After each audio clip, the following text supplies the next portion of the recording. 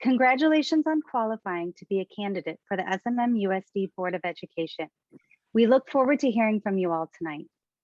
As part of the National Parent Teacher Association and California State PTA, Santa Monica Malibu Council of PTAs is a key member of the oldest, largest volunteer child advocacy organization in the nation. For 125 years, PTA has worked toward bettering the lives of every child in education, health, and safety.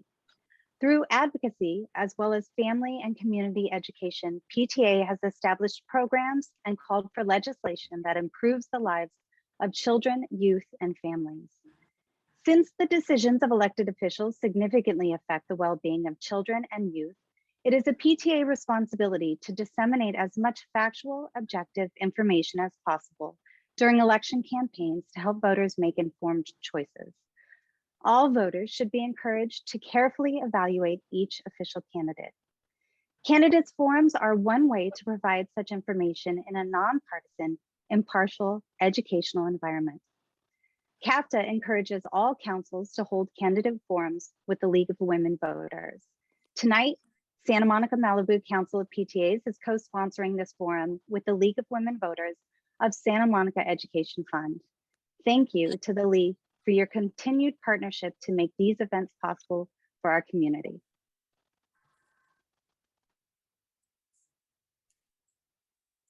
Thank you, Erica. The League also welcomes our audience and candidates and thanks the Santa Monica Malibu Council of PTAs for once again co-sponsoring a Board of Education Candidates Forum with us. Together, we have decades of history working to improve the lives of people who live in our communities. The League believes in representative government and empowering voters. Locally, we are committed to providing a platform that offers all local qualified candidates a vehicle to speak out and to be heard. One of our most powerful platforms for doing that is what we're doing here tonight. This candidates forum with 6 of 7 qualified candidates for the school board participate. The League has been empowering voters for over 100 years. We have 2 separate and distinct roles. One is voter service and the other is advocacy. Our local league was founded in 1934 and has been active in our communities ever since, working to increase understanding of major public policy issues and influencing public policy through both education and advocacy. We believe that our system of representative government depends upon informed, and let me say that again, informed, that has to do with education, as well as active participation in government, including, of course, our elections. The strength of our reputation is built on the fact that we are a nonprofit, volunteer-based political organization that never endorses or opposes any candidate for public office or any political party. We are nonpartisan. It is our goal tonight to provide you with a forum, not a debate, but a forum, that will allow you to hear directly from all Board of Education candidates present. We thank all our candidates this evening for committing to adhere to the norms of civil discourse. And now I'd like to introduce our moderator. Eleanor Yick is our moderator for the evening. She is a retired superintendent after 42 years in public education. She is currently Vice President in charge of voter services for the League of Women Voters of Southwest Santa Clara County, Santa Clara Valley, excuse me. She also serves as the League of Women Voters of California's Position Director for Higher Education.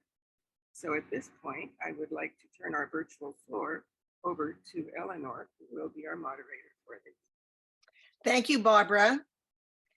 Good evening and welcome to Vote 2022 Board of Education, a virtual candidates forum presenting candidates for the Santa Monica Malibu Board of Education. As you know, this forum is being co-sponsored by the Santa Monica Malibu Council of PTAs and the League of Women Voters of Santa Monica Education Fund. To reiterate, both co-sponsors are nonpartisan, nonprofit organizations and never support or oppose any candidate for public office. And now I would like to introduce our candidates. And when I call your name, please turn on your video and wave to the audience. We'd like to welcome in alphabetical order, Esther Hickman. Hi, Esther. Thank you. Next, I'd like to introduce Laurie Lieberman. Hi, Laurie. Next, I'd like to introduce Alicia Mignano. Hello, Alicia. Next, Stacy Rouse. Stacy. Next, I'd like to introduce Richard Tahvildaran-Jesswein. Hi, Richard. And lastly, I'd like to introduce Miles Warner. My understanding is that we were expecting one more candidate, but we were notified that she would be unable to join us this evening. So again, my name is Eleanor Yick, and I am your moderator for this forum. My task as moderator this evening is to ensure equal time for all candidates and to provide a civil and productive environment by graciously but formally enforcing the guidelines and rules that were agreed to by all the candidates prior to the forum. Because there has been some confusion, I'd like to reiterate for the record that this is a candidate forum, not a candidate debate. In a debate, candidates can question and rebut each other.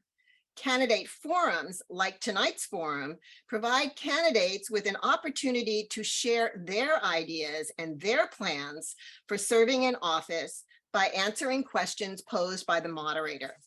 This year, we have 4 open seats. Each one is a 4-year term. We have invited all 7 candidates who qualified and are running for this office to participate, and we are pleased that 6 of those candidates are in attendance. I do want to note for clarity that former candidate Keith Coleman, who also qualified, has withdrawn from this race. But because of the timing of his withdrawal, his name will still appear on the ballot. Each candidate participating in this evening's forum will have the opportunity to answer a variety of questions. Each candidate will have up to 1 minute, 60 seconds to answer each question. There will be no separate rebuttals. However, a candidate may choose to use some of their minute to correct any mis- or disinformation raised earlier in the forum. We ask again that candidates refrain from attacking other candidates by name or fellow candidate, fellow opponent, and focus on letting voters know what you believe and what makes you best qualified to serve as a member of our Board of Education. The candidates, the League, and the PTA Council have all agreed to participate under the guidelines and standards of civility set for this forum. We thank you for that. Questions have been gathered in advance from the corresponding organizations and will be asked in a random order each time, according to a blind matrix created by the League of Women Voters of the Santa Monica Education Fund. Timing this evening will be done by Angela Scott of the League. She is monitoring the timer you see on the screen. Angela, maybe show us that timer. It is a countdown timer. You will see it go from 60 seconds to 0. When the timer reaches 0, please finish your sentence or your thought. If you continue speaking, I will remind you first, and if you continue on, then your mic will be muted and we will move on to the next candidate or question. And Angela, I believe when you hit 15 seconds, you're going to show that sign, and then we're going to show a stop sign. Okay. So now I think we're ready to begin with round 1. So let's turn to that, and remember, you will have 1 minute to answer each question. And the question is, why are you running for the school board, and why should we vote for you? And we will begin with Stacy Rouse. Hello. Hopefully I won't be too technically challenged the rest of the evening. My name is Stacy Rouse, and I am running for school board because Craig Foster, our current Malibu board member, is not running again for re-election. And so I am running in place of Craig to represent Malibu, but also to represent all of the district. I believe you should vote for me because I have a lot of experience in the school all through the Malibu pathway, but also with district level and board level over the years. I have a background in early childhood education, and I also have a master's in dispute resolution, and I feel like those qualities and my experience qualify me for the job. Thank you. Thank you. Our next candidate to respond is Richard Tahvildaran-Jesswein. Thank you so much. I very much appreciate the PTA and the league tonight. Thank you for this opportunity. My name is Richard Tahvildaran-Jesswein. You can say Richard TJ if it's easier. I'm a lifelong educator. I work at Santa Monica College and have been teaching at the California Community College for 30 years. I am the parent of 2 children who have gone through this district and who have thrived because of the excellent education they received here in Santa Monica Malibu Unified School District. I believe that education is the great equalizer for all of us. I believe I bring academic experience, academic knowledge, great passion for education as a life opportunity for all children. And I am deeply, deeply committed to closing our achievement and opportunity gap. I have a proven record of commitment, collaboration, and thoughtfulness, and I humbly ask for the community to support me in my re-election bid. Thank you. Thank you. Our next candidate, Alicia Mignano. Thank you. Hi, everyone. My name is Alicia Mignano. I am happy to be here with PTA and the League of Women Voters. I am a parent of an Edison student, resident of the Pico neighborhood, and I help run my family-owned restaurant business. My husband and I moved to Santa Monica so that our son could attend excellent public schools with lots of enrichment opportunities. I was honored to be elected to District English Learners Advisory Committee, DLEC, and to various positions of PTA, both at the school and council levels, including the Diversity, Equity, and Inclusion Committee of PTA Council. I was also appointed to the LCAP PAC. In my free time, you may find me volunteering at Edison or with my son at the playgrounds at Virginia Avenue and Clover Parks. I am a passionate supporter of public schools and believe that all children should receive an excellent public education. I am running for school board to offer a fresh perspective. Thank you so much. Thank you, Alicia. Next, Esther Hickman. Good evening. Thank you so much for hosting this event. My name is Esther Hickman, and I'm a mom of a kindergartner at Edison, a Pico neighborhood resident and alumna of our schools. I went to Malibu schools K through 8 and Samo High 1991. Graduated from UCLA with a bachelor's in voice performance. I'm a realtor and I have an operations and facilities management background. I'm first generation American. My father is a bricklayer from Austria, and my mother came to this country as a housekeeper from Ecuador. So for me, public schools have always been a path to breaking social and economic barriers. We've always had excellent public schools. And with declining enrollment and facilities that are still in disrepair, I think we've been letting our families down. But I really believe with the right priorities in mind, we can turn this around and we can take responsibility and fully realize the potential of our schools. Thank you. Next, Laurie Lieberman. Thank you. I'm a longtime Santa Monica resident. I'm a lawyer and I'm a public school graduate, kindergarten through law school. My children graduated from Will Rogers, Lincoln, and Samo High. My mother was a teacher, my daughter is a teacher, and my husband's family includes 4 generations of SMMUSD grads.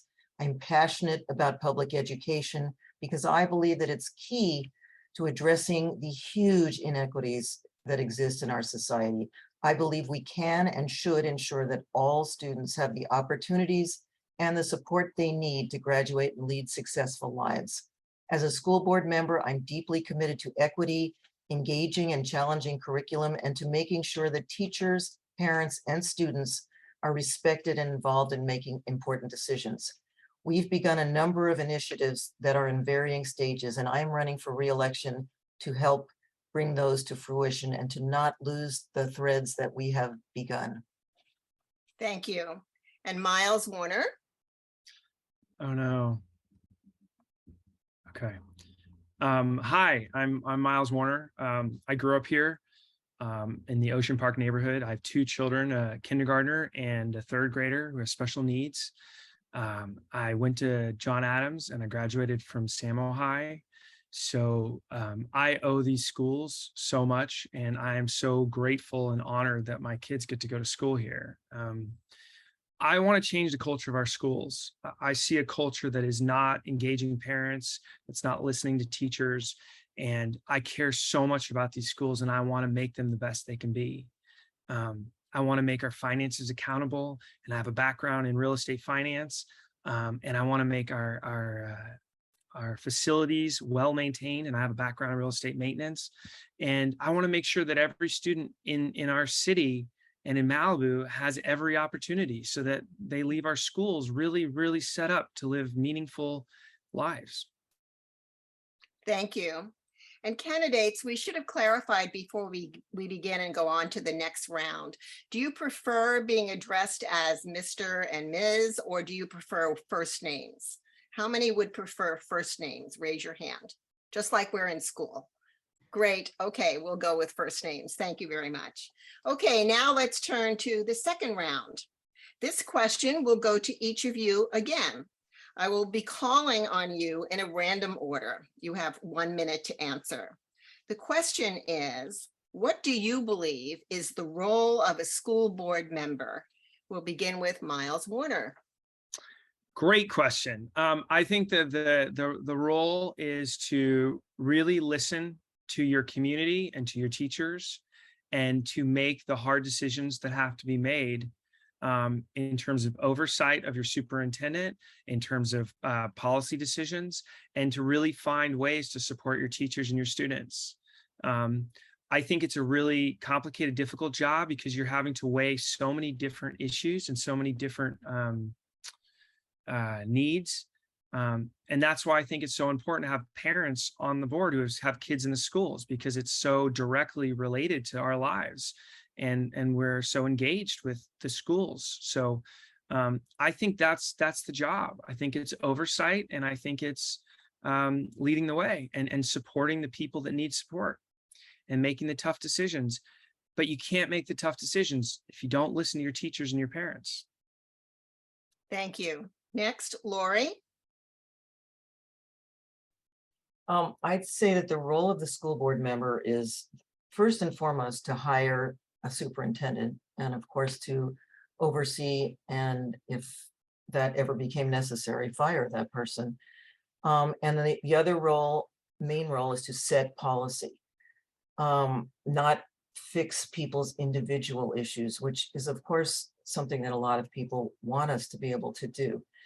I would say that as a school board member, one has to have optimally 1 foot in and 1 foot out, by which I mean represent the district to the outside world and try to represent the community to the district.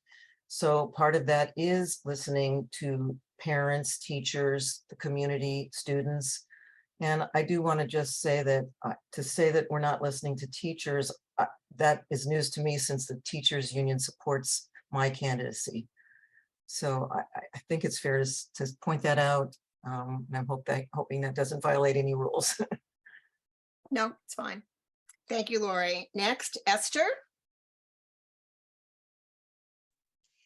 So certainly the role being the responsibility of the superintendent, and policy making, and also process making, and sticking to that process and establishing a culture of leadership. And if elected as a school board member, I think bringing together our community is so essential so that we can move forward with meaningful change. And listening to our community, we have so many brilliant, brilliant minds on the Financial Oversight Committee, and also our parent communities and committees. We need to start listening to them more and bringing them into more of a process. Thank you. Next, we will go with Esther. Where are we? Oh, which, Esther just went. Esther, I'm sorry. okay. Next, we'll go with Alicia. Hi. Okay, thank you. Yes, I think that the role of a school board member is to set priorities for a school district, also to hire and fire the superintendent, to engage our stakeholders, and to make sure that we are responsive as school board members. If we are elected, because we are elected by our communities, that we are responsive to the different stakeholders in our communities, parent engagement. But yeah, like I said, I think those are the big, also providing support, ensuring accountability, providing community leadership as advocates for children, the school district, and public schools. So I think that those are all parts of being a school board member. Thank you. Thank you, Alicia. Richard? Thank you. Some has been mentioned. First and foremost, the Board of Education hires the superintendent. The Board of Education, of course, sets the policies, board policies, and very clearly it sets the tone and brings leadership as to what needs to be accomplished to ensure that there's equity and equality for all of the children in the school district. I'm so incredibly proud to have been on this board when we hired Dr. Ben Drati after our Pedro Noguera report. And we found someone who met and is aligned with the community's values, deeply seated values and commitments to all children and to closing achievement gaps. The work that we've done in setting public policy and the American culture and ethnic studies requirements, the work that we've done with project-based learning, these are the ways in which we lead. I am so proud to have been endorsed by the teachers this year and in 2014 and in 2018. I'm a proud teacher supported by teachers. Thank you. And next, Stacy. Yes, so you're going to hear me say a lot of things other people have already said. The role of the school board is definitely to hire and oversee the superintendent, and if necessary, to fire. Also to set policy, but not just set policy, also review it and see how it's being implemented, receive feedback. That feedback loop is really important for revision. And then another is overseeing the budget. That's a huge part of what we do, is to see what has come. That's a document between us and our community. That's very important. This role is an elected public official, a public servant. It's a governing role. So I think that's very important to remember and have that role on. We're the bridge between the community and the district through the superintendent, and do that as overseeing partners. Thank you. And now we're moving on to round 3. For round 3, I'll be asking 2 questions. The first will be answered by 3 candidates, and the second by 3 other candidates. Question number 1.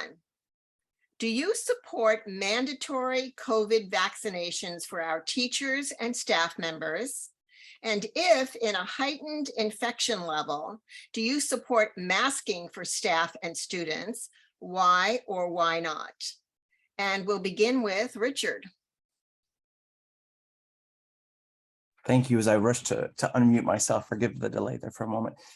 This is a really important question. And as a member of the Board of Education who cares so deeply, as do my colleagues on the board and do parents and teachers and our staff at the district, we take very, very seriously. Madam Moderator, the clock is not ticking. I want to be fair. Angela, the clock is not working. I mean, I'm happy. I want to be. Yeah, sure. Thank you. Angela?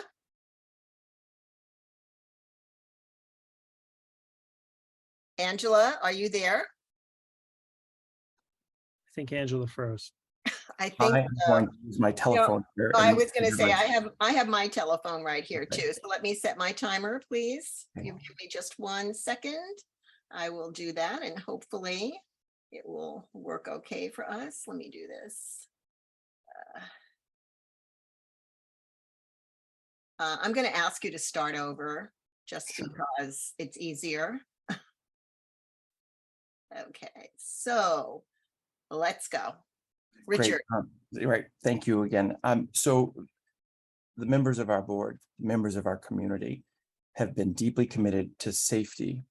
And I am not, while I am a doctor, I'm a doctor of philosophy, not a doctor of medicine. And so we have relied heavily on experts, and particularly with the Department of Public Health here in the County of Los Angeles. I'm very proud to say that we have hewed to and have adhered to the recommendations that have come from those experts, and we have engaged thoroughly with parents, and it's been tough. I think everyone knows that there are varied positions and thinking about this. And in my experience as a representative and public servant, I found this to be one of the most challenging things during the pandemic, to see how it is that we can do the right thing for as many people while keeping everybody safe. So when you ask me specifically, will I support a mandatory XYZ? I'm a guy who believes— Let's kind of wrap that up, okay? Now we're ready Oh. to, yes. You can finish your sentence, okay? I'm a collaborator who would work with the stakeholders in making the determination with the guidance of the county health department. Thank you, Richard, and thank you for dealing with the clock there.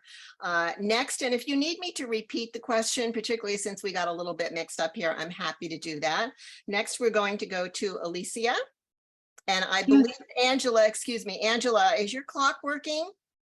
Yes, I actually got kicked out of Zoom. It was a major technical flaw, and Oh, I y'all see. kept going. This was awesome.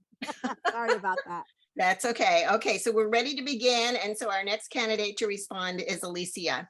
Thank you. Can you please reread the question? Sure. Sure. Do you support mandatory COVID vaccinations for our teachers and staff members? And if in a heightened infection level, do you support masking for staff and students? Why or why not? Yes, thank you for that question. I do want to say that I am proudly endorsed by our teachers at SMMPTA. When it comes to COVID, I have always believed that we should follow the science. We have learned that vaccines are effective in reducing hospitalizations and deaths, and that masking is an effective means of reducing the spread of COVID indoors. I believe that our teachers should be vaccinated and should be able to use masking. So yes, I think, yeah, well, we understand that we now have tools such as antivirals to combat COVID. There are vulnerable members in our community who are at risk if they get COVID. So as a district, we should keep that in mind when making decisions. Thank you so much. Thank you, Alicia. And the last person for this part of the question, Stacy. Thank you. I really appreciate, Alicia, what you said about that we know how effective vaccines are. I do think it's important that we, this is where board policy would come into place, that we look at what other vaccines we have required and follow those same policies for setting that up, following the science, following county guidelines and federal guidelines. And then within any policy we set, making sure that we have exceptions like we do to all of our other vaccines. So I would definitely say to base all that upon what we already have in set and apply it into this situation. Given that, since there isn't state or federal guidelines for employees to be mandatorily vaccinated in any field, I don't think that's an appropriate step for us to take at this time. As far as heightened, during heightened times, masking for children, I think that should definitely be followed by a community spread in line with the county. Thank you, Stacy. Okay, and the second part of that question. Parents in the district have wide-ranging views about COVID-19 and the role of public schools in disease prevention. What are your thoughts on mitigation factors such as testing, masking, air filtration, and virtual learning? And are you comfortable clearly expressing your ideas in the face of strong opposition? And we'll begin with Esther. Thank you. So as board members, I think it's a board member's job to support and and serve our community. And we have a very diverse community, and it's so important to make sure that everybody's feeling safe and getting what they need out of their public school system. I believe in following the science. I am in belief of following experts and legal, state, and local requirements. I am in full support of the current system of voluntary masking and testing, and weekly reminders for people who, we just want everyone to feel safe and be provided for, whether they have to be distance learners or they feel they need to get back into the classroom. Thank you. Next, Laurie. Thank you. This is clearly, for those of us who have been sitting on a school board, something we have been dealing with now for the last several years, and it did keep a lot of us awake at night. I think that we made very good decisions and timely decisions, and so we initially closed schools quickly when the science called for it and when the public health department was talking about it. We got them back open as quickly as we could. And part of that was requiring and advocating and giving our teachers and staff the opportunity to get vaccinated, which they really wanted. I think, again, we followed the guidelines and the science with respect to masking. We went beyond a lot of districts. We also tried very hard to survey parents and to take the temperatures of our community, which, as you say, was very divided. And we tried to incorporate the majority view along with the science as we navigated the situation. I see my time is up and Angela's back on. Miles? Would you mind just repeating the question? Thanks. Sure. Parents in the district have wide-ranging views about COVID-19 and the role of public schools in disease prevention. What are your thoughts on mitigation factors such as testing, masking, air filtration, and virtual learning? And are you comfortable clearly expressing your ideas in the face of strong opposition? This is the question, isn't it? This is the test of being a leader. You know, there's always going to be a large percentage of people that are going to disagree with you, and you're going to have to stand up against them and do what you think is right. So yes, I am able to do that. My wife has a PhD. She has multiple master's degrees in public health. And I listened to her because she's a scientist. She was a fellow at the National Institute of Health. And for this entire period, I have heard over and over again that we must listen to the scientists. And I agree with that. There's always going to be disagreements with that. And sometimes you're going to be wrong. You're going to make the wrong decision. And you have to own that. And you have to make it right. So would I be in favor of any of those things? You know, the truth is you have to listen to the county and state health board. So, you know, there's only so much you can do personally, but yes, if needed, yes. Now, I wouldn't close the schools down again unless we absolutely had to, because I think that was so detrimental to all of our kids. Thank you, Miles. Okay, the next question will be answered by all candidates again. Please share with us your record of work or volunteerism within our schools and the way in which those experiences and roles have informed your platform. And we'll begin with Esther. So I have a kindergartner. I did attempt to join the PTA for the last 2 years, but they said you actually have to be enrolled in our schools. So I am a member of the PTA now, and it's in its infancy. I'm a room parent. Prior to being in this district, I've always volunteered in classrooms at St. Sebastian's and St. Monica's. I've been an educational volunteer for the Spondylitis Association of America, and my work experience is really operations and facilities management. I am a realtor professionally. I am a community builder, and I facilitate success in people's lives. And I would hope to bring that skill set of financial background and operations and facilities to the table. Thank you. Alicia? Yes, thank you for that question. I have always volunteered in schools, starting middle school. I volunteered up in Portland, Oregon for the migrant education program. And here in Santa Monica, from day one, I have volunteered.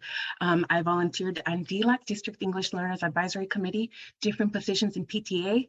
And I love everything that we put on, book fairs and events. And I live to volunteer in our schools. I am also lucky to volunteer at PTA Council. I serve on the Diversity, Equity, and Inclusion Committee. I am proud to have been appointed to the LCAP PAC, where we get to work with other parents and from other sites, and we get to look at data and give recommendations to our school board. Like I said, you can find me volunteering in our schools, and I hope if there are any other parents, please join our PTA. Thank you so much. Thank you. Next, Miles. Yeah, so, I think that this is an interesting question. Like, I will say that I'm on the site council board at Roosevelt. I volunteer for a burn survivor organization that helped me when I was a kid because I'm burned. I try every opportunity I can to participate in what's going on. But, I think there's something missing here, which is that there's a lot of parents who are working and can't volunteer. And I think it's sort of, it's an unfair thing to hold that against those parents who work long hours to be able to afford to live in a city like this. And that's one of the things I try to talk to with our principal. It's taking under account that not every parent can afford the time to come into the school, and it's really unfortunate. So, I feel super grateful that my job allows me to do that, and I try to take advantage of it. But I also have a lot of appreciation and respect for the parents out there that are working so hard to just put food on the table for their kids. Thank you, Miles. Stacy? Yes. So I began just a little bit in the classroom volunteering. I still had one at home, so it was difficult. And later I got roped into PTA after running from it for years out of friends who friended me into the PTA. It ended up with me being PTA president for 1 year of my youngest son's 5th grade year in school. And that led me into being a liaison for the Superintendent's Advisory Council after that. And then the Facilities District Advisory Council for Malibu, and then into a role with Malibu Schools Leadership Council, which I've been the president of since 2016. This really led me to my career. It changed everything for me. I started working for Jumpstart for Young Children, which brought me into contact with our child development services at the 4th Street location, Will Rogers this past year, and even online with a mix of several schools during COVID. It also led me to seek out my degree in conflict resolution because I saw we had great educators, passionate community and parents, but we weren't connecting and we weren't hearing language. Thank you. And Laurie? I began when my kids started kindergarten as a classroom volunteer, and then was involved in PTA, and my absolute favorite activity in elementary school was the book fair. Which I volunteered for several years in a row. And then I was on the Samuel High PTA Executive Committee and helped put on educational forums on issues of interest to parents. I also have been active in promoting and working on school funding measures. I actually chaired the ES bond measure campaign. I've also been involved in a lot of youth sports advocacy groups, one being the Santa Monica Youth Athletic Foundation, which pushed for greater field space in our city and for our schools, and is one of the main people who began the push for the Civic Center field, which now exists across the street from Samuel High and is used by the schools and by the community. Thank you. Now we go on to round 5. This question will be answered by... I didn't get to answer that question. I'm sorry. What happened there? I'm falling down on the job here. I'm sorry, Richard. No, you're not. But so I want to say that volunteerism means a lot to me and have done a lot. as so many others have. And I also want to note that I think Miles is spot on. Not everyone has the privilege of time. And I've been privileged to be able to come up with my children in the PTA. I was a booster club president. I was a room rep dad many of the years at Roosevelt, was on site council. I also did the youth sports, was the coach, although I'm not very athletic, so I don't know if they really wanted me, but I was there and somebody who cared very deeply about the kids and succeeding. The volunteerism has taught me about not taught me, I knew this, but I saw firsthand in our district the inequities that exist. And so being able to meet with different families and create community with parents, I was able to discover that in a way that made it incredibly real. This was before I joined the board. Some of the good works that we've done are in the arts, and I'm very proud to have been part of the volunteer work that brings kids in to see ballet and dance, and to bring dance to 4th and 5th graders throughout our school district. Those are very important measures to me that came through volunteerism. Thank you, Richard. Okay, now we'll move on to round 5, and this is for all the candidates again. Current board policy centralizes hiring staff to maintain equity in our schools. As a result, PTA cannot pay for staff. Yeah, I notice. I'll address that in just a moment. Do you support this policy? Why or why not? And let's just wait a moment because I think we're having some tech problem here. If you give me 1 second, I can get Stacy plugged back in. One second. Okay, sure. Happy to give you 1 second to do that. You've got to go with the flow when you're dealing with technology.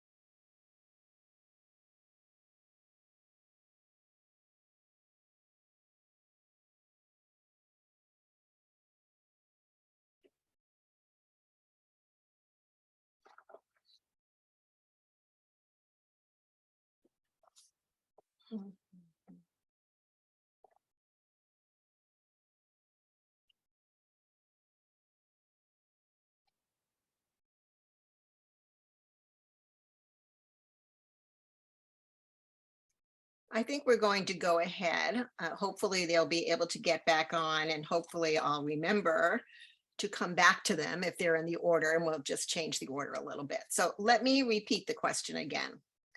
Current board policy centralizes the hiring of staff to maintain equity in our schools. As a result, PTA cannot pay for staff. Do you support this policy? Why or why not? And I think we'll begin with Richard. This is a very easy one for me. I absolutely support the policy. If you'd allow me just to say a bit about that policy, it's a centralized fundraising effort that we engaged in when we discovered and saw that some schools with the parent bodies were in a better position because of affluence and opportunity to raise greater amounts of money, and PTAs were able to hire personnel. And so we saw an inequity across our district. It was one of those moments that I think is blazing a trail for justice. And while I was not on the school board and making the decision and taking that vote, I do believe that it is one of those leadership votes. And that board at that time made this decision to centralize the fundraising and allow PTAs to pay for stuff, but not for persons and personnel. Every child who comes to school at 8 o'clock in the morning or whatever it is till 3 o'clock needs to be treated equally and fairly and with love by the district. And it shouldn't be that we're providing different types or levels at the schools. I support the policy wholeheartedly. Thank you. And now Stacy. Would you be able to repeat the question? I heard about half of it. Sure. Current board policy centralizes hiring staff to maintain equity in our schools. As a result, PTA cannot pay for staff. Do you support this policy? Why or why not? Thank you. I understand why we have it, and I think that we've tried to work through it. It's been tricky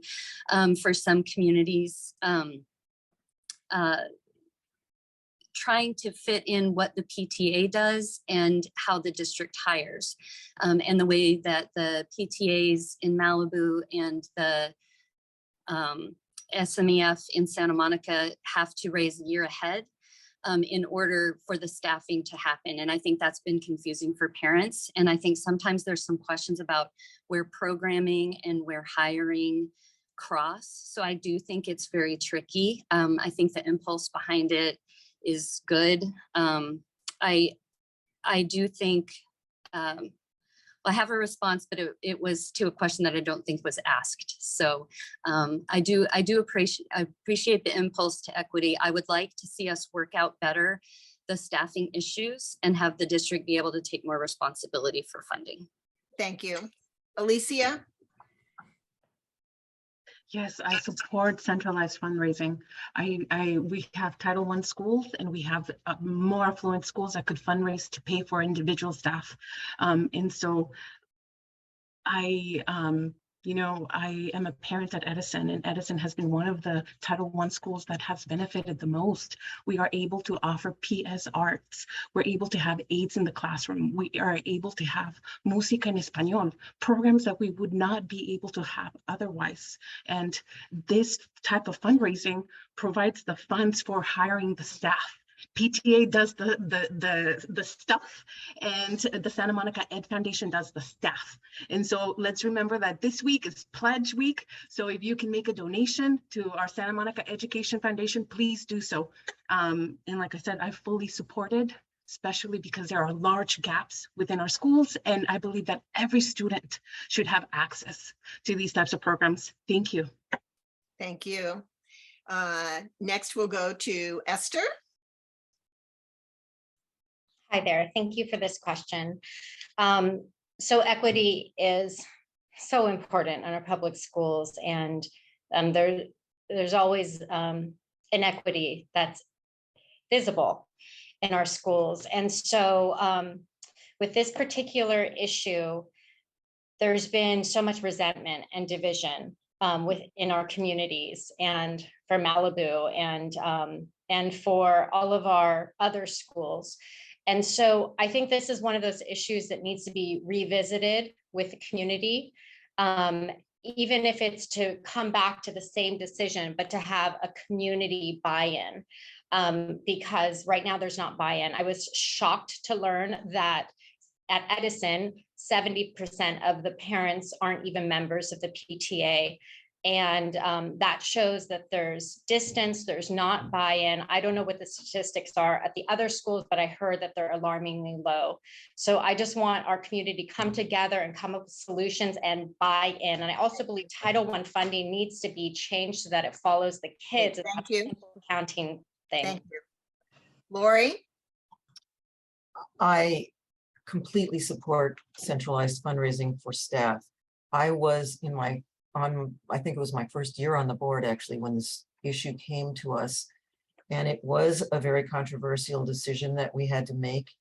And it has, I think, taken hold in a big way, though there are certainly things that can be massaged and improved upon. But in principle, I think it's been a game changer for the culture across the district. It's created a culture that recognizes that we're here to serve all kids and that all kids deserve the same opportunities. And it was a response to the fact that if you happen to be born to wealthier parents, you had more resources, and there were reading specialists and science specialists and arts specialists that kids who didn't happen to have parents who were as wealthy didn't have at their schools. And so, yes, are those kinds of decisions difficult? And do they require a long time to take hold? Absolutely. But it was absolutely the right thing to do. And I can't imagine why we would want to revisit it. Thank you. Other than to improve upon it. Thank you. Miles? I think this is a really complicated question that it looks really easy to look at from afar. I think it suggests a little bit of a failure of our schools, that we have to work so hard to raise enough money to have adequate teachers to come in. and provide things like music, you know. I think that it does need to be revisited. I think that some part of it needs to stay, but I think it needs to be reconsidered, because I think what happens, unfortunately, is you disincentivize people to support their schools, because they have this feeling of like, my money's just going to go somewhere else, and I have no agency over it. So it's a tough line to walk, but I think that there is some more equitable situation that can make it so we're both supporting all of our kids, but we're also giving parents a reason to invest in their schools, because we're seeing a lot of kids are leaving. Their parents are just leaving. So that's what we see in Malibu. I mean, I hear that when I was a Malibu parent, I heard it over and over again, you know? Thank you, Miles.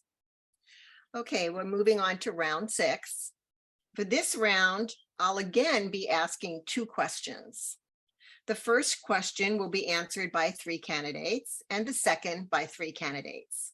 This time, the questions are unrelated. Question 1, and I'm going to actually tell you who is responding this time, because I think you need a little time to think sometimes. Laurie is going to be there, Esther and Richard. So the first question is, a flyer was sent to John Muir parents about a rally. The topic: to make sure they get a neighborhood school back in Ocean Park, and parents get a, quote, seat at the table as part of the process to create the future. If you could address these Muir parents, what would you say? And Laurie, you'll begin. Whoa, did I do something wrong? Am I on?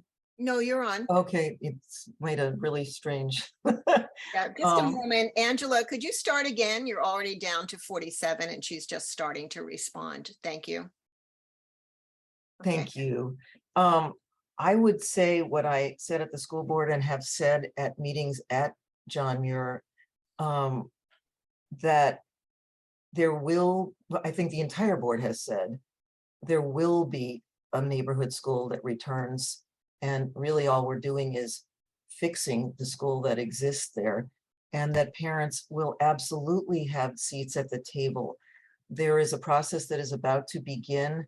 I'm not sure whether it starts in late October or early November, to discuss in depth what changes, if any, or what will be the orientation of the school. But I want to say that the entire school board, not that I should be the spokesperson for us, but I think we've talked about this multiple times at the school board, feel terrible about what's happened and are committed to the return of a neighborhood school. And politicizing this in a way is not really helpful to making people feel better and to making the process go smoothly. Thank you, Laurie. And next we're going to move on to Esther. Thank you. So I was able to see the rally. I thought, so I've definitely completely heard what the school board has communicated and seen the communications. And for whatever reason, this community has still not felt that they've been heard. And I think it was very, it was wonderful to see people stand up for how they felt and to see their courage. And I don't think that they would have felt the need to articulate and be there unless they felt that they weren't being heard or there was a trust issue. And so I thought it was very constructive and very peaceful. And I think of that just board members acknowledging, like you have just now, acknowledging that it was really hard for them. And I think that goes a long way. And I think that I just want greater trust between the communities and the school. Thank you. And Richard? Thank you for this question. First and foremost, I would say what every member of the board has said directly and what our superintendent says, and I'm going to say again right now that I'm deeply sorry, apologetic for the disruption in their families' lives and for the children, and that we hear them. I've been fortunate enough to be meeting with groups of Muir parents in the last week with member Jen Smith to talk about the needs to be heard and the way in which the process is going to unfold, and the conversation about the neighborhood school. And I think what Laurie said bears repeating over and over again, because we need to communicate this, that there will be a neighborhood school there. John Muir will return there. The school board has said so. The superintendent has said so. And we are listening, and we are committed to making sure that this transition is eased as best as possible, and committed to the social emotional well-being of the children. Thank you. Thank you. Okay, the next part of this question, and of course, it's going to be Miles, Alicia, and Stacy. So the question is, this last year, one of our city councils clearly had some major missteps with regard to the Brown Act compliance. How can parents, families, and our community trust that you, as an elected school board member, will assure that the school board will not make similar missteps? Miles?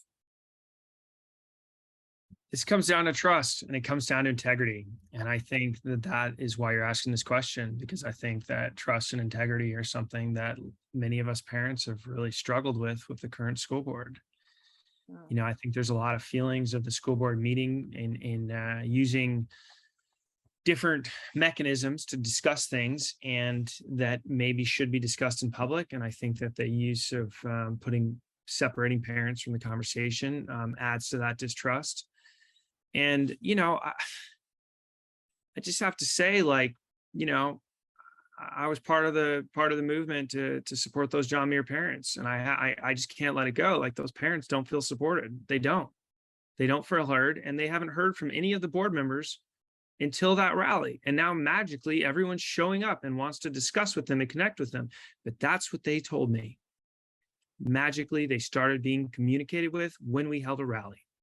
So it's not true. Okay, thank you. Alicia? Hi, yes, the Brown Act law. I believe that in our DACs, in our district advisory committees, we go over Brown Act and want to make sure that we have open meetings and that people in our communities have access to the agendas and what we're going to be talking about in our meetings. I follow the law, so as a school board member, I would want our entire community to be able to have access to our agendas, to and like I said, and to our meetings, and be able to comment, because it's an important part of being responsive. But yes, open meetings, Brown Act, let's follow the law. Thank you. Thank you, Alicia. And Stacy? Thank you. Yeah, this is so timely and important. So I think one way to ensure it is the things Alicia talking about, with making sure things are published within the timeframes well ahead. But I think even beyond what's required is making sure that all public comments are accessible to everyone and that they're acknowledged. I know that's beyond the Brown Act and not exactly part of this meeting, but when people know that what they've sent in is coming back out and can be read by others, and issues are being tracked, and we're showing that kind of transparency and openness, it does build some of that trust and that transparency. I think all board members committing that they will not be having meetings that are more than a quorum with each other to plan, and not meeting with other planning bodies to make decisions when it isn't in a public setting in a board act is really important. Oh, thank you. I'm sorry, Angela, I keep not seeing your sign. Thank you. Actually, I was going to give you a few more seconds because it started a little bit late, but thank you for noticing. Thanks. Okay, next. Eleanor, may I ask a clarifying question just Yes, about, sure. I would like it if you could repeat that question, because the question seemed to me that there was a suggestion that there'd been a violation of the Brown Act, and there has not been. So I just want to know I would like the question to be read again, and I'd like to know what the charge is in that question. Okay, sure, I'll be happy to do that. This last year, one of our city councils clearly had some major missteps with regard to Brown Act compliance. How can parents, families, and our community trust that you, as an elected school board member, will assure that the school board will not make similar missteps? Thank you, Eleanor. Thank you. I missed the part about the city council at the beginning. Thank you very much. Okay, sure. Okay, we're ready to move on to round 7. And again, this question will be answered by all of you. Okay, every year, the Board of Education adopts the school's district budget for the next fiscal year. As a board member, what are your budget priorities and why are these your priorities? And we'll begin with Richard. Thank you. We know that budgets are reflections of our values. And my values are, I believe, aligned with the community's values, and that is to ensure that every child, that he or she or they gets the opportunities and we meet them where they are, and the joy of learning is enhanced and supported. This means that we need to be able to maintain the excellent teachers and staff persons that we have in our district. Right now in our school district, it is very difficult for our employees to be able to live here in Santa Monica and in Malibu. And we are losing our competitive edge with regards to the salaries that we pay for our teachers. So the teachers are the ones in the classroom who are making the magic happen. And so very much the most important thing is to ensure that we can maintain, sustain, and recruit, I should say, incredible teachers to the school district. Thank you, Richard. Stacy? Thank you. So one thing I would really like to prioritize in our budget is pulling things apart instead of putting all of our funds in together and then all of the programs in together, pulling them out line by line. So we know what comes from our basic aid money, what comes from the basic aid overage, what comes from Measure R, what comes from YY, and on and on. And then also what each is specifically paying for, especially those that have specific requirements like Measure R's and others for what it covers. I would also really like us to see to going to zero-based budgeting, which I think is something Dr. Drati had as an initiative in the past. So I would love to support that. I would also like to really fund everything we do that begins at the classroom level with the teachers and students and support out from there, which might mean a really drastic recentering of our budget. But I would like to see everything supported from that instead of top down. Thank you, Stacy. Esther? So I love this question. We're the second wealthiest district in the county, and our educational outcomes and schools should be reflective of that. So certainly zero basing out the budget and starting from zero, I think, is an exercise that needs to be done on day one.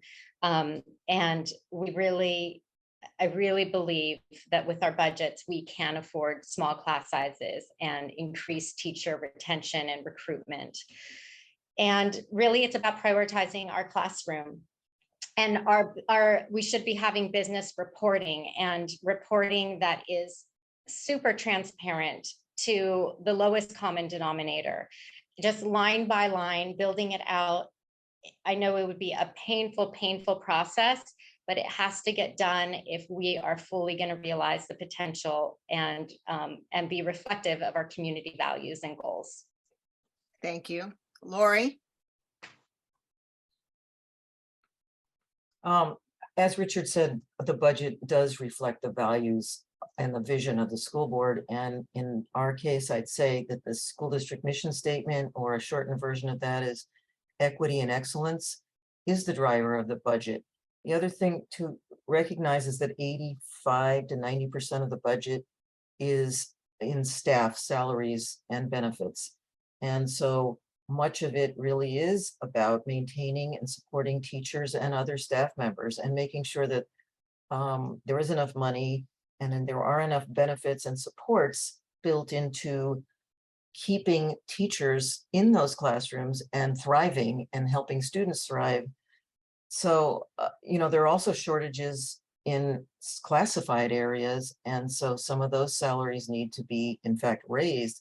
But the point is, all of bus drivers, cafeteria workers, administrators, principals, teachers, all have to be accounted for in the budget. It's not magic that you wave a wand and say, I want more teachers without eliminating cleaning our bathrooms and things that were talked about at last night's forum. These Thank you, all Laurie. have to be Thank you, Laurie. considered.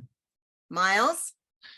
Okay, I wish I had like 10 minutes to talk about this. Okay, so here's the thing. We're spending 87% because we didn't pay down our pension obligations. So we now owe a bunch of money, and that's now eating up our current budgets.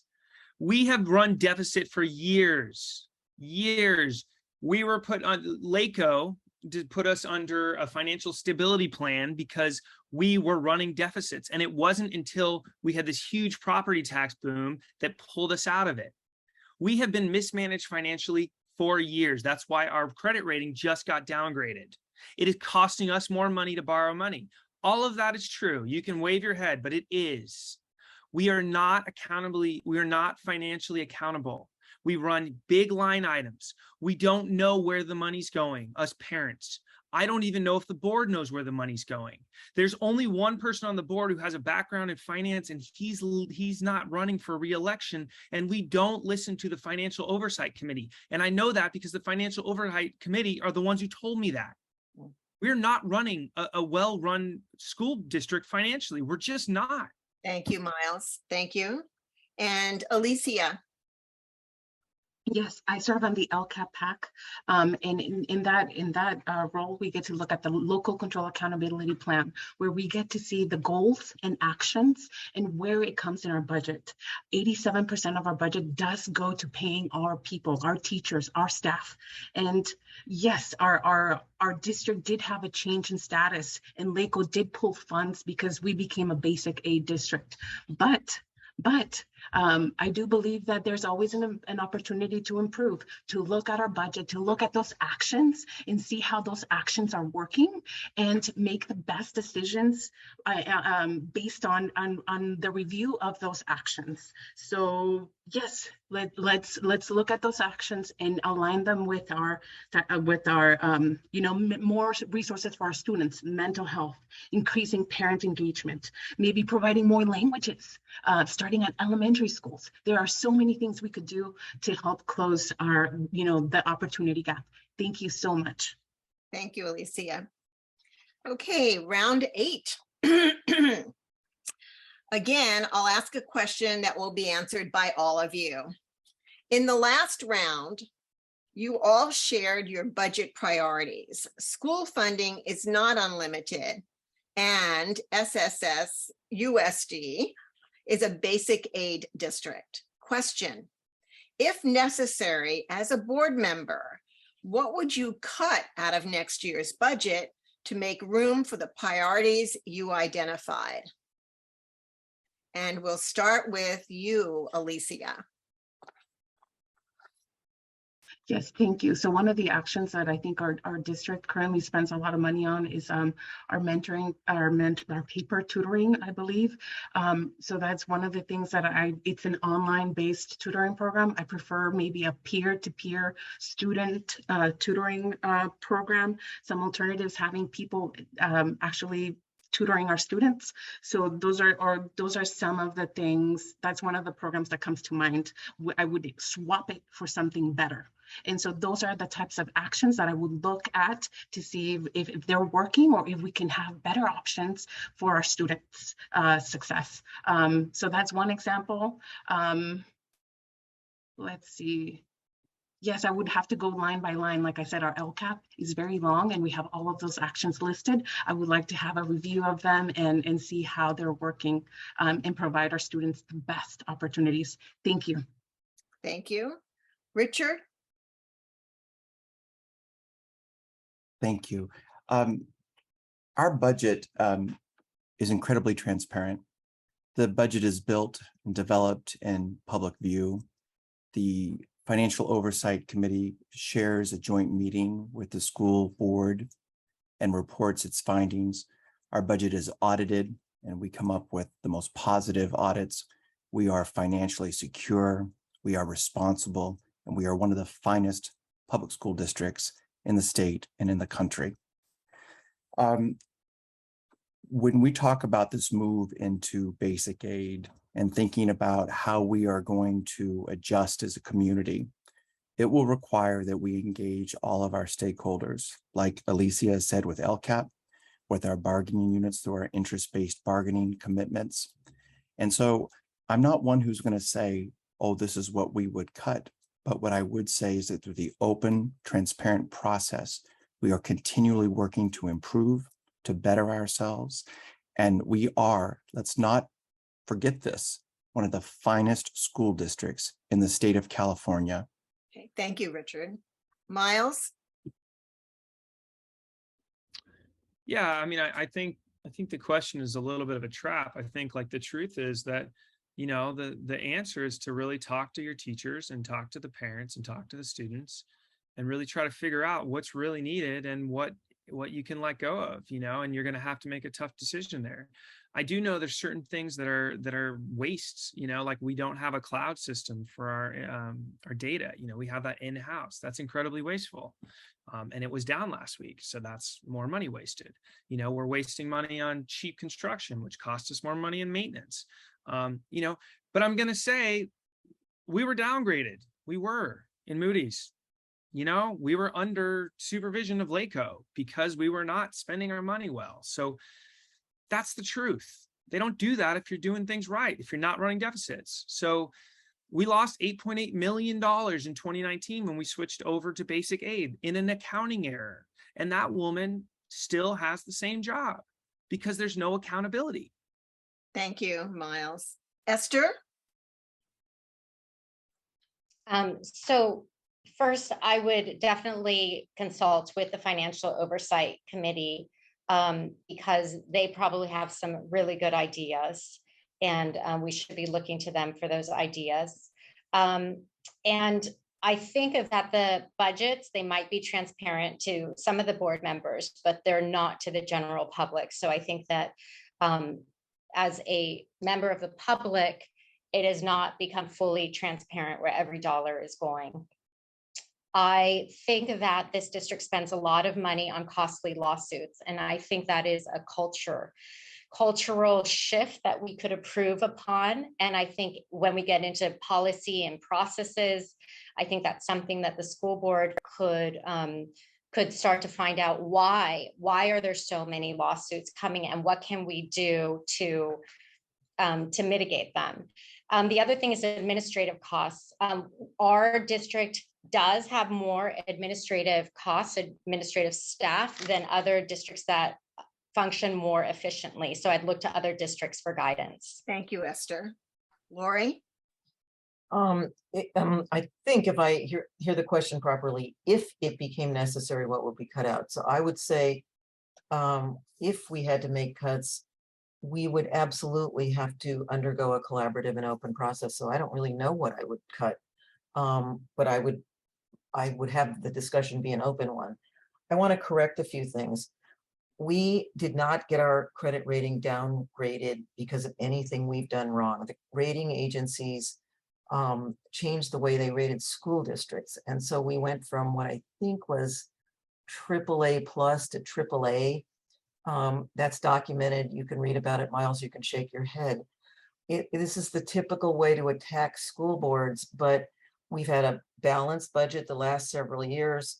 The county has signed off on our budgets. And by the way, that accounting error was initially made by the county, who did not follow the law once they realized it and let us know. And so that's a long story too. And Thank you, Laurie. Thank you. Stacy? Yes, thank you. So this was predicated on it being necessary because of our basic aid status. So one thing I would recommend is, we know with basic aid, there's a minimum amount that we would get every year, and then treating any overage of that in a different capacity, since it can rise and fall. And that way we can manage that longer term better. I'm not saying that hasn't been done. I'm just saying that would be my approach. I love what Esther said. I'm so glad she said it, and I'm going to say it again. How we handle conflict is very costly, and I think we don't even realize how expensive it is, and that everything we have, and I'm not just talking in special ed, But every conflict we have that ends up going to court or through lawyers takes out of our classroom. So I would change our conflict system. And that would take time, but I think that's very important. I also would do as much as possible to keep the cuts away from our classroom teachers, our classified staff, and our students, and try to figure out how to cut other places together. Thank you, Stacy. Okay, round 9, we're back to that split questions again. So for this round, again, I'll be asking 2 questions, and the first will be answered by 3 candidates, and I'm going to tell you who they are: Esther, Alicia, and Laurie, followed by a question that will be answered by the other 3 candidates, and I'll repeat that when we get to that. So this question, the first one for Esther, Alicia, and Laurie: what do you think is the greatest challenge in the district regarding special education? Esther. Well, I know that special education is very expensive and it's a huge part of our budget. So prioritizing our kids is number one, equitably number one, and every penny that we can put into special education is meaningful and well worth every penny. I do know that I want to learn more about special ed, and I know we have a wonderful engaged community, and so I definitely want to learn more about that. And I think of that, making sure that these kids have as much normalcy and are spread throughout the district. Like I know right now, because of John Muir closing, they were all put in McKinley because that's where there was space. But ideally, we don't want that. So I think following best practices and having a seat at the table is always going to be essential. Thank you, Esther. Alicia? Hi, so I volunteer with the District English Learners Advisory Committee, and to me, one of the biggest challenges is for students who are both special needs and English language learners. When we look at the data, we see that the outcomes for these students are not good, and that we need to add supports to these students. So to me, that is one of the biggest challenges, allocating money to making sure that we have the right programming. Also, our over-identification of Latino students, Latinx students in special ed. That is also a concern that this coming year, our DLAC is working together with special, with CDAC and with special ed to try to work collaboratively to find out why. So those are the 2 things that I think are the biggest challenges. Of course, there are many more, and thank you. Thank you, Alicia. Laurie? Thank you. I'm not going to repeat what Alicia said because I think those are really important issues. I want to say that one of the greatest challenges regarding special ed is that it's an unfunded mandate. And so our district wants to and does, I think, serve our students who have special needs as well as we can. And we have a wonderful special ed director who has been working on improving and making more robust the programs that we do offer. But all school districts are really handicapped by the fact that they aren't given money, so they have to reach into their general funds, and we reach into our general fund an enormous amount to serve our special needs children well. And as to the parents, the families of special needs children having a seat at the table, I think that's super important. We do have a special ed district advisory committee on which a number of parents serve, and there are always board liaisons to that as well. And that's a great opportunity to address the kinds of issues that Alicia raised and that others have raised. Thank you, Laurie. Okay, the next group is going to be Richard, Miles, and Stacy. So the question is, if a parent or a group of parents approached you with a special education concern, stating their belief that it's a systemic problem, how would you respond? Richard. Parents have done that. And so very much I would listen. And I think it's very important. And when we had the earlier question about the role of board members, I think it's important to hear the concerns from parents, from community members, stakeholders. And the way I have operated over the course of the 2 terms of my service is that when groups of parents come to me, and to members of the board, I sit down, I listen, and then I engage with the superintendent and with his staff. I ask questions. I ask for the superintendent to have his persons who work with him to address those parents if they feel like they haven't been heard or engaged.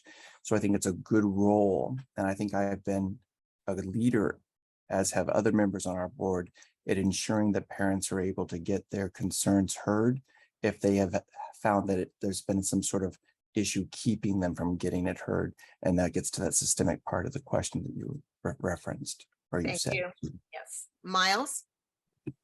I'm a parent of a special needs kid, so I can tell you, I get it.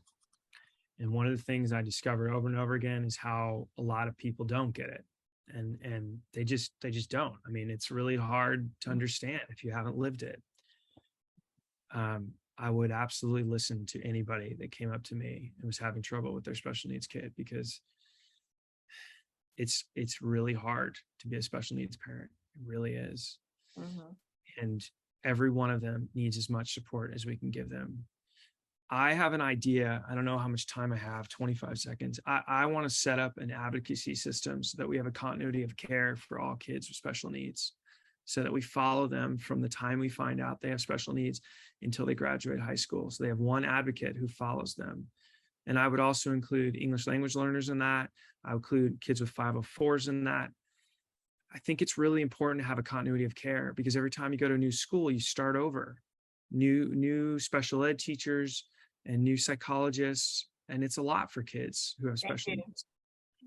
And Stacy? Thank you. I really appreciate what both Richard and Miles have said, and that listening is key, and that empathy, and believing the experience, the lived experience of the people who come to you. I also think looking at things systemically is a challenge. We've seen that from the systemic inequities in racism and in socioeconomic issues. And I think we see that here as well. And so I think just training our brains to see what that looks like and what we can do to make those changes. So yes, listen, yes, going to the superintendent and engaging it and coming up with a plan of how to deal with that on the district side, but also a plan on the board side of policy and of budget, and to examine and look where, how can people access what they need? Is it not only transparent, is there clarity? And those are 2 different things. Is there easy accessibility to what they need? Is there consistent accessibility in language? And I think that's in our power to look at. Thank you, Stacy. Okay, the next question, round 10. Everyone will answer this question. Do you think controversial cultural or current events should be talked about in the classroom? If so, how should they be handled? If not, why not? And we'll begin with Laurie. I'm hoping I remember the whole question. I know the first part was, do I think that controversial cultural or current events should be discussed in the classroom? And I think obviously you'd have to respect the age appropriateness and the particularity of the events. But with that as a given, I would say yes. If kids are determined to be old enough, I think they're going to hear about, I mean, it would be more helpful to have a particular event in mind. So this is hard to put in the abstract. I'm going to say that generally speaking, I think it's a good idea. And the way to do it is in a way that's very sensitive to the notion that people have different points of view, families have different points of view. We have to be respectful that kids come from different experiences, their families, their parents might have very serious discomfort levels. And one thing that might be done, depending on the issue, is you might allow parents to opt out of having their children be present for certain discussions. It's hard to answer this in the abstract. Yes, I understand. Thank you. Richard? Thank you. I agree with Laurie. It's hard to do in the abstract. So let me just say at the very get-go that age and grade appropriate is key. Parent and teachers engaging and having a conversation about this, absolutely. But I'll make it non-abstract. And what I've seen in our district, our board is deeply committed to LGBTQ plus students. And we are so proud of the rainbow clubs that have started at some of our schools, the adherence to the law of state of California, and to the recognition of the contributions of persons from the queer community. And but this has been a challenge in our school district from certain groups. And so I think it's very important that we engage this, we talk about this, and that we shine a light on the bigotry that still exists here. And so Laurie's absolutely right. We have to know about, the specific thing. I'm giving you a specific and a challenge that's been happening in our school district. Thank you, Richard. Next, Miles. Yeah, I mean, I think obviously the age appropriateness goes without saying, but, I think one of the things that we struggle with as a culture is this divisive sensibility. If you disagree with me, you're wrong. And I think one of the most important things that we can teach kids is to really listen to each other and to not make snap judgments and to try to learn from each other so that any experience that's happening is going to have different perspectives and that none of us are particularly wrong unless it's hateful. And I think that's something that we should be teaching kids, how to engage. It's not even necessarily about the topic. It's really about teaching kids how to have critical thinking, to engage appropriately and respectfully so that we can all learn from each other and so that we can build community. Because on a global level, that's something we're all struggling with. And I think everybody in this forum understands and agrees with that we want to be a community that comes together and listens to each other, even when we have differences. So we have to teach our kids how to do that because it's not natural or inherent. Thank you, Miles. Alicia? Yes, I agree with things that have been said. I think that it's very important for us to talk to our students about, in of course, developmentally age-appropriate ways about what is happening currently. I think it helps make critical thinkers and also advocates. But yes, it sort of depends on the type of event. But yes, I agree with what has been said. Yes, thank you. Thank you. Stacy? And let's let the timer get her clock fixed there. Okay, Stacy? Thank you. I do think there's a difference if you're talking about in the normal course of planning curriculum and when big events come up that interrupt or come up unexpectedly. So in terms of planned curriculum, I mean, absolutely, this is what cultural relevancy is about. This is really how our kids learn, and that's what we're teaching them. We're raising them to exist in their world and be able to see different ideas and viewpoints and to learn and be curious. So we want to set up ways to talk about things that impact us without imposing specific values or actions on others. And I think that's really important. And to listen and know that listening doesn't mean agreement and doesn't mean indoctrination.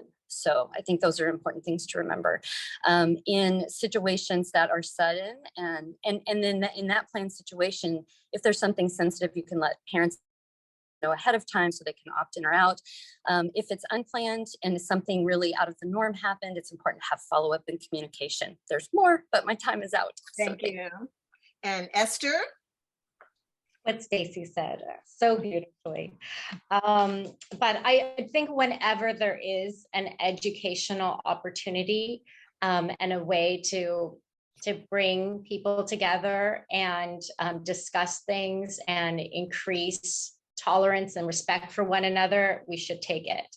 I do think of that in real time because we are such a demanding community. I think in real time, parents need to be involved in these processes. And we can't leave people behind. And yes, controversial and current events, I mean, such a huge range. And everything just has to be evaluated sensitively, case by case. Thank you.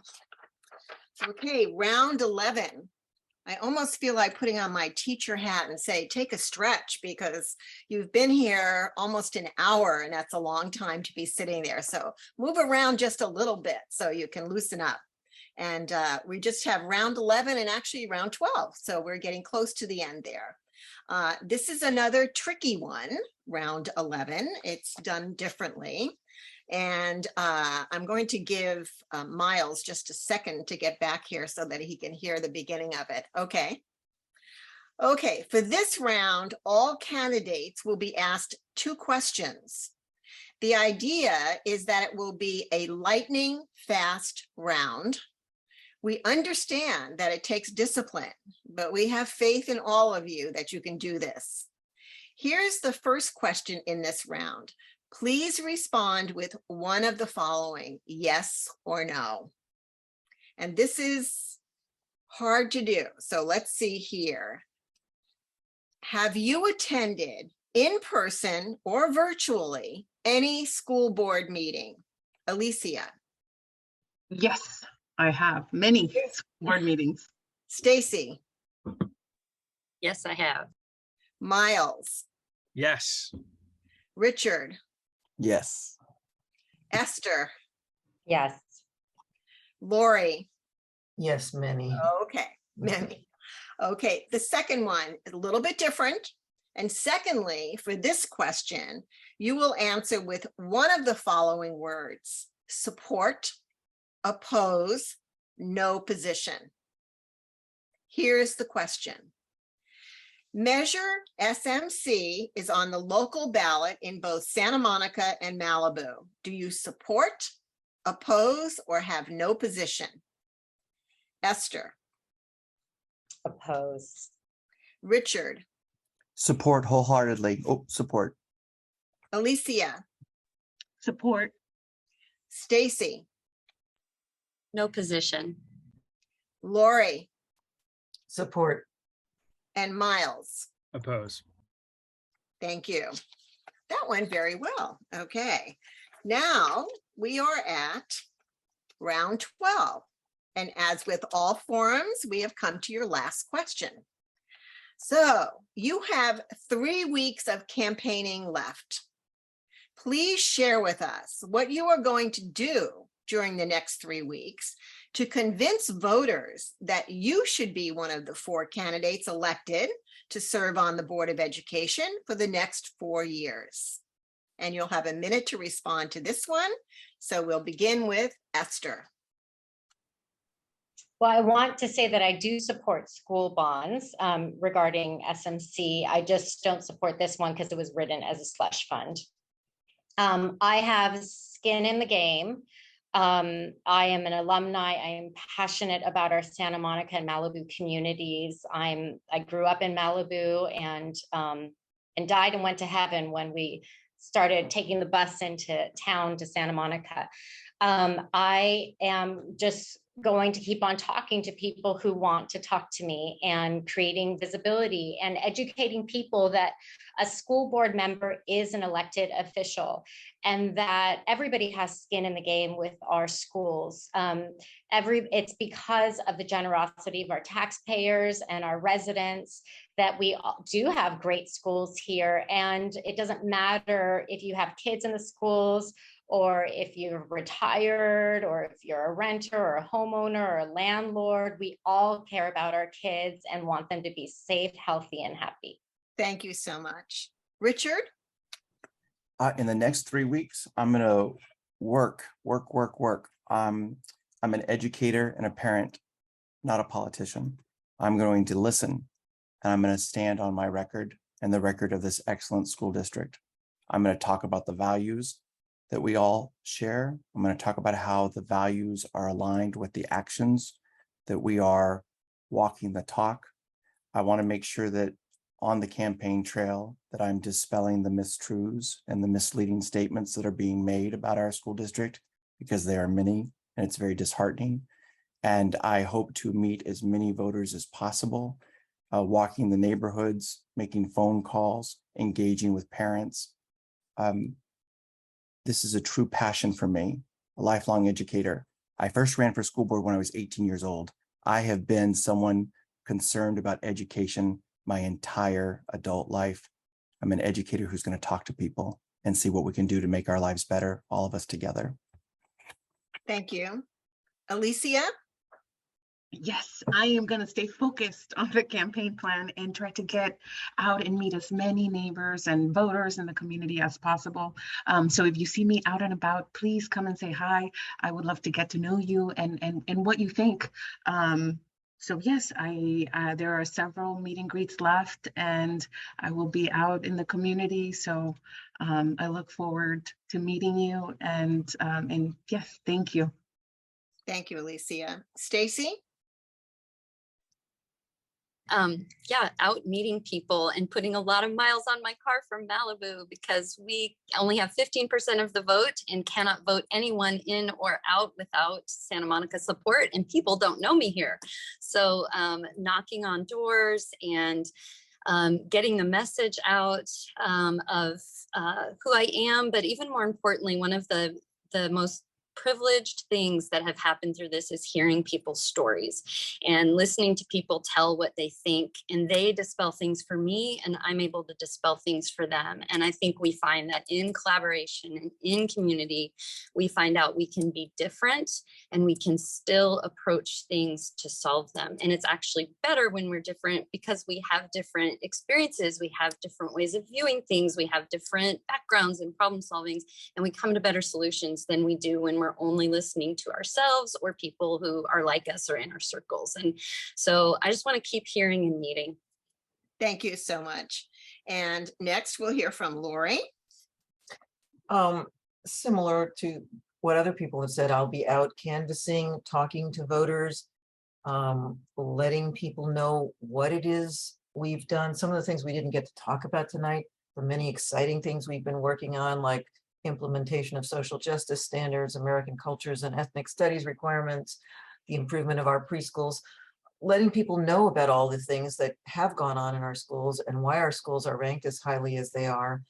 And as others have said, listening to what other people want to know about, answering their questions, talking with them, because I think everyone here at least says that we care about collaboration and listening to each other and trying to work together. And that's what I think really anybody who aspires to be on the school board should want to do. And that's the vibe that they ought to want to create in the community. So I'll be doing those things too.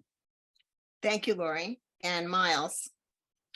So I believe that public schools are the bedrock of community. You know, I think it's fundamentally important. And I think when I grew up in Santa Monica, almost everybody, the vast majority of people went to Samuel High. And it created a situation where we all knew each other, regardless of what our parents did, regardless of who they were, we knew each other. And we've lost almost a quarter of our district. They've left. And it breaks my heart when I walk around my neighborhood and very few of the kids are going to our schools. So I'm going to spend the next 3 weeks hitting the ground, speaking to whoever I can and listening to them and trying to understand what we can do to make our schools the best they can be and to bring those kids back. Because I want our community to be holistic and connected and not divided by money or the sides of the city. It really breaks my heart. And it's a big reason I'm running, because I care about these schools so much and I care about our community so much. Thank you so much, Miles. And that brings us to the end of this forum. And I do want to say, as a retired superintendent, I'm very impressed with all of you who are running for this school board. Very strong slate of people who are interested and passionate about education, which of course is dear to my heart too. So on behalf of the League of Women Voters of Santa Monica Education Fund and the Santa Monica Malibu Council of PTAs, we thank all of you for taking part in tonight's candidate forum and for stepping forward to run for office. We also thank Angela Scott, our timer, and our forum tech administrator. This forum is being recorded and will be available for replay on the YouTube channel of the League of Women Voters of Santa Monica and on the Santa Monica Malibu Council of PTA's website. For more information on both local and state elections,